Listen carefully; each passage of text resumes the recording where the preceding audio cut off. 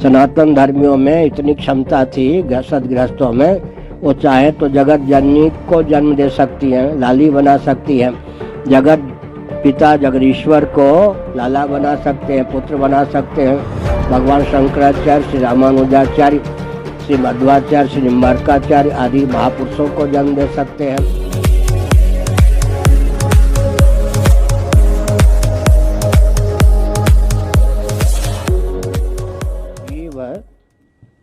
आकाश गंगा में, आकाश मंडल में, वायुमंडल में घूम रहे हैं। एक से एक योगा भ्रष्ट भी हैं, भोगा भ्रष्ट भी हैं, एक से एक सदाचारी जीव भी रहे हैं, दुराचारी भी जीव हैं। उनमें से किसको लाला बेटा, किसको लाली बनाने की क्षमता है पिता में माता में?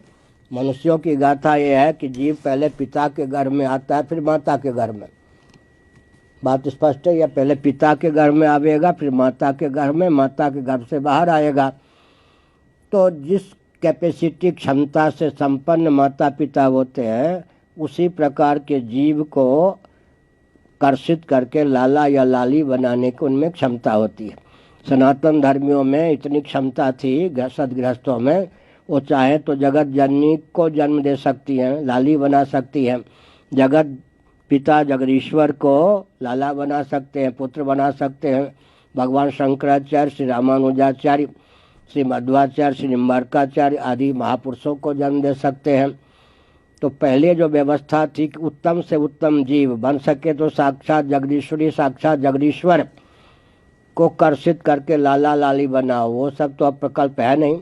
गर्भाधान संस्कार की भी बृहदारण्यक उपनिषद आदि में उस ढंग से व्यवस्था है, उत्तम से उत्तम जीव को व्यक्ति संतान का रूप दे सके। उसके बाद गर्भ में आ गया, मान लो पिता के गर्भ से जीव आ गया माँ के गर्भ में, माँ कम से कम मर्त्यलोक में, मनुष्य कुल में 9 महीने गर्भ धारण करती है। उस समय उसको विष्णु सहस्रनाम आदि का पाठ सुनाया जाए, सौंदर्य लहरी आदि का, तो वो बच्चा जो गर्भगत होता है उससे बहुत विकसित होता है। माँ के गर्भ में थे ना अभिमन्यु, सुभद्रा जी को एक क्षत्रिय वीर कैसे चक्रव्यूह में प्रविष्ट करता है, यहाँ तक कि गाथा सुना दी। गर्भगत जो शिशु था कौन, अभिमन्यु, उसने इतनी शिक्षा प्राप्त कर ली। इसके बाद घूमते हुए अर्जुन चक्रव्यूह का भेदन करके कैसे वीर बाहर आता है, ये सुना रहे थे। सुभद्रा जी को नींद आ गई। माँ को नींद आ जाने से गर्भगत जो नाभिमंडल है उसी से संबद्ध होता है बच्चा, वो बच्चा भी सो जाता है। बच्चा भी सो गया। फिर उसके बाद अभिमन्यु का जन्म हुआ। पांडव राख छानते रहे, जगह जगह भटकते रहे, ननिहाल में पले कौन, अभिमन्यु। बलराम जी से गदा युद्ध इत्यादि का प्रशिक्षण प्राप्त किया, लेकिन चक्रव्यूह को भेदन करके निकलने का प्रशिक्षण कहीं नहीं मिला।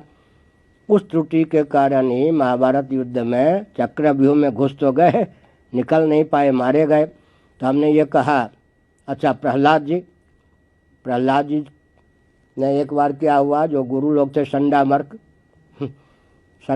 थे ना, ट्यूटर गुरु लोग, वो किसी कारण से एक दिन विद्यालय में नहीं आए। बस प्रहलाद जी को अवसर मिल गया, बच्चों को उन्होंने नीति अध्यात्म धर्म का उपदेश दिया। बच्चों ने कहा कि भाई हमको भी जो शिक्षा मिलती है, तुम्हारे पिता ही तो राजा हैं, इन अध्यापकों को जो कहा है तुम भी वही पढ़ते हो, हम भी वही पढ़ते हैं, हमको तो ये सब मालूम नहीं है, नवधा भक्ति आदि तुम कैसे सुना रहे हो। तो उन्होंने कहा माँ के गर्भ, कयाधु के गर्भ में था, तब नारद जी ने जो उपदेश किया था उसके प्रभाव से। तो हमने बताया ना कि उत्तम संतान होने के लिए कितना तप करना पड़ता है। पहले तो उत्तम जीव को आकृष्ट करके अपने बिंदु में प्रतिष्ठित कीजिए, फिर उसके बाद क्या होगा, गर्भ में बालक या बालिका है उत्तम, उसको उपदेश दीजिए। उसके बाद जन्म लेने पर लालन पालन, आप वो मार्कंडेय पुराण में मदालसा जी का चरित्र है, शुद्धोसी बुद्धोसी निरंजनोसी संसार माया परिवर्जितोसी, पलने पर उसको लोरियां गाइए अध्यात्म और नीति के, बच्चा तो सीखता जाएगा। सिनेमा के गीत अश्लील कहानी सुनाएंगे तो बच्चा बिगड़ता जाएगा। उसके बाद बच्चे को बहुत सावधान रहना पड़ता है। 5-5, 7-7 व्यक्ति एक घर में सावधान रहते हैं, तो बच्चे को टूटने फूटने जलने आदि से बचा पाते हैं। एक उत्तम संतान को प्रकट करना, फिर उसको प्रशिक्षित करना माता पिता का बहुत बड़ा दायित्व है। अब जो माता पिता स्वयं धर्म नहीं जानते, अध्यात्म नहीं जानते, पेट और परिवार तक सीमित है, वो क्या शिक्षा देंगे। विद्यालय की शिक्षा तो विचित्र, या हॉस्टल की शिक्षा जानते ही हैं क्या है वहाँ का रहनी। मठ मंदिर भी हमारे जो है वो क्या हो गए, शासन तंत्र के अधीन हो गए, और मंदिरों में दर्शनार्थी की भीड़ लगी रहती है। प्राय इस प्रकार की शिक्षा की व्यवस्था नहीं है। तो मठ के द्वारा नहीं, मंदिर के द्वारा नहीं, विद्यालय के द्वारा नहीं, परिवार के द्वारा नहीं, समाज में खान पान भी विकृत हो गया। बिगाड़ने के सारे साधन हैं, संभलने के साधन बहुत कम हैं। इसलिए मैंने जो कहा, बहुत सावधान रहकर बच्चे आदि का पालन करना चाहिए। उनको बहुत उत्तम उत्तम कथा सुनानी चाहिए, ताकि वो जिस कुल में जन्म लिए हैं तदनुकूल संस्कार बन सके।